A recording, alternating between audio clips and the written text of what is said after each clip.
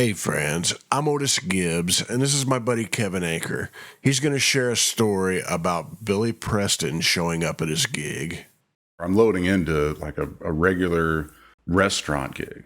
It's like, buttoned up, kind of wearing a suit and tie kind of thing, the kind of thing you did back in the 90s when you were working in a proper joint, not a club. And I'm hauling my gear in, and I turn the corner, and I just see the back of a head. I stop, and I go, oh, shit. This can't be. It can't be. And I walk up to the bar, and I ordered a double wild turkey and an oil can of Foster's, and I downed them both. And I looked over my shoulder, and there's Billy Preston. And I'm not somebody to be starstruck by any stretch, man. Like there were Colts players who were at this restaurant all the time. I met Arlo Guthrie when I was about 14. It was like, hey, Mr. Guthrie, how you doing? Stardom is something that happens to people, and how you react to it, that's one thing, but it's Billy Preston. It's like genetic to me as a keyboard player that like Billy Preston is Billy Preston. And so, I set up my gear, and the bass player that was working with that night, he brought Billy to the gig. And, he introduces me. I finished setting up, and our band leader was notorious for showing up like at the very last minute, and typically 5 minutes after we were supposed to start. And he sets up the PA, and it's like, it's a tiny PA. It's no big deal. But, our bass player says, hey man, I want you to meet my friend, Billy Preston.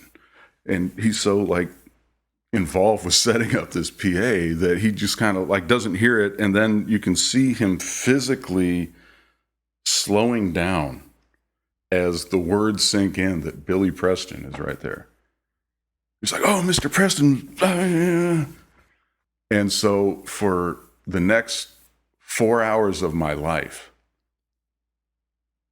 every time I look up, there's Billy Preston looking back at me, not even 10 feet away from me.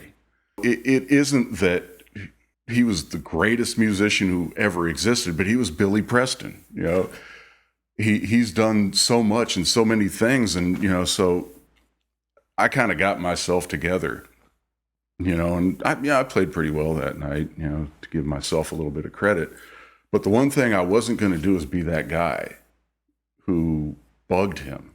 We hung out on the breaks. He was very cool, very gracious, and we just hung out as people.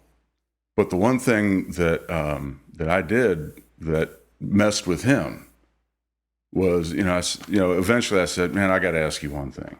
And you could kind of see him settling in for like, oh, yeah, the Beatles. And I said, man, you remember that Sam Cooke record you played on back like when you were 17? He's like, yeah. Yeah, that blues record? He's like, yeah. I said, man, that piano player sounded a lot like Ray Charles. And he's like, yeah, man, he did.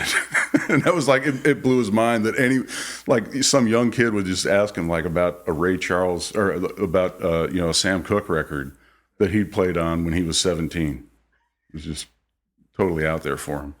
When you think about people who are kind of genetic to you, I don't know why I knew about Billy Preston, but I've always known about Billy Preston. It wasn't like Garth Hudson, who I became familiar with, in my teens, I guess later in life as a keyboard player. But Billy Preston was just somebody who was always someone I knew about, and I don't know how. And I guess that's why, it was the one time that I was close to starstruck, because, the Beatles, but Ray Charles and Sam Cooke and Aretha Franklin and all these different things that he did. He was just like the guy that when you needed a rock to build your music on, you had Billy Preston there. What would you say to people out there playing one of those gigs and one of their heroes shows up? What advice would you give them? Play your ass off. But do it well. Do it in context. Don't show out just because. Like I've I've played, you know, gigs in front of so many different celebrities, and sometimes you don't even know they're there. Act like you don't know they're there. You know, play the music. You know, you want to represent the music that you're playing, not try to be a showboat, because that's when you're going to turn them off. Why was Billy Preston in Indianapolis that night? He was had a night off before he was going to do a private party at the Indiana Roof Ballroom with an all-star band.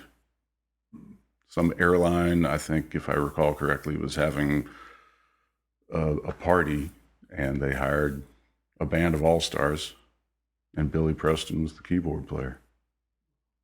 If I can know that airline, I might fly to that. Yeah, right. It's like, you know, I mean, I could have done the gig, but they got Billy Preston instead, and I got to meet him.